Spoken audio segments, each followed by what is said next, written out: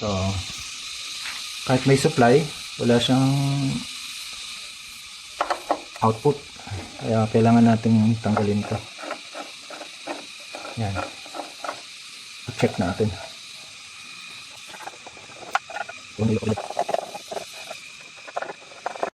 Oh, ito ang salary na isa, oh. Huh? Talagang pinamahayan. So, yan, tinanggal ko na yung mga capacitor para siguradong walang backjab. Pagpapalitan ko na yung mga yan. Okay, ito 16 volts 220. Okay, so testingin natin kahit pa paano. Oh, okay lang yan. Yun, okay lang yan. Capacitor lang naman yan na importante, malaga. Yan, mapalitan lahat. So ito 1, 2, hindi ko na pinalitan kasi ito nandito na lahat,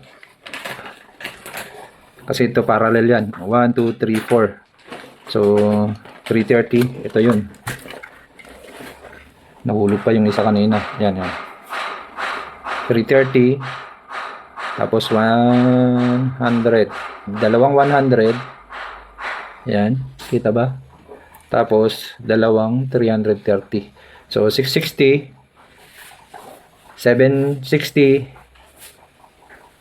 860. Okay, dalawang 470 yun. Di pwede na yun.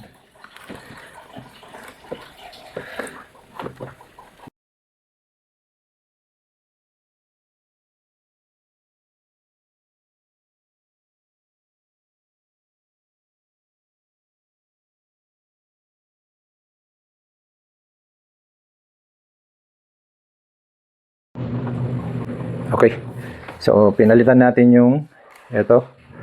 So 78 MO5 na lang muna ang linagay ko kasi yung pyesa niya talaga yan, so sira na rin.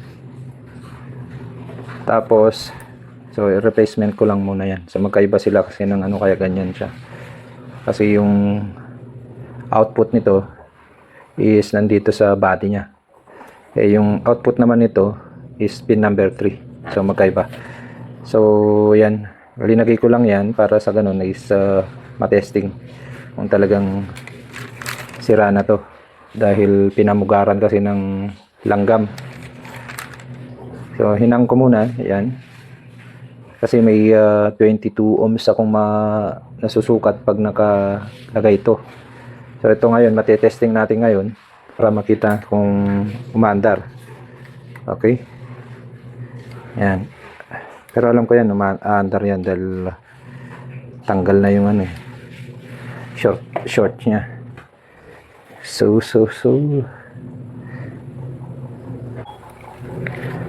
ayan, ayan, para kita.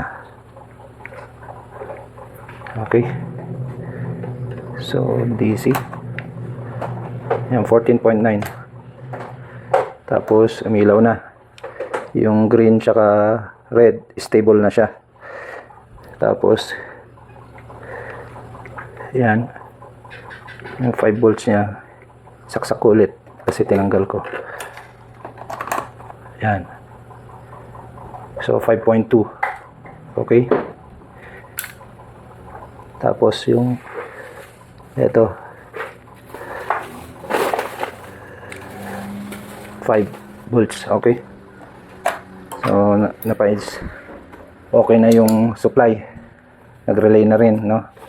So ang gagawin natin ngayon yan, ma-discharge muna bago natin ihinang yan para hindi mag-spark. So discharge muna natin yan, discharge natin to yung filament. Wala tayong resistor na ano, ito na lang.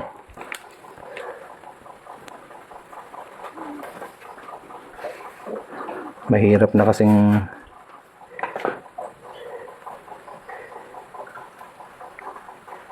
okay. So, testerin natin para sure tayo. May 0.3 pa.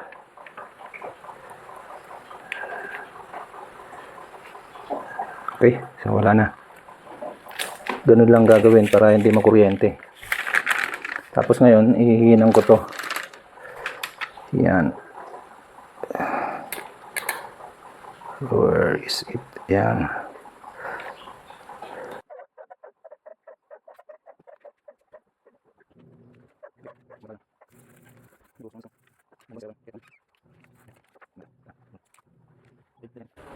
Patuin muna natin yan kasi mahirap yung basa pa tapos mag voltage reading ka.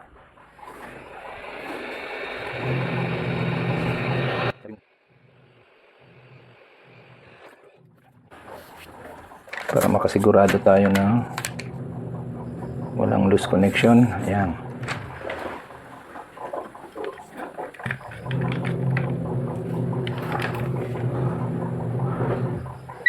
Ayan, para kita.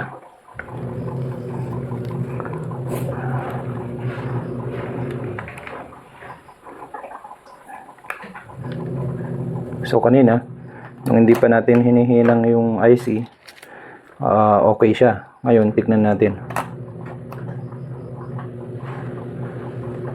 Nako, wala. Nawawala. Tapos nagbi-blink. Yun.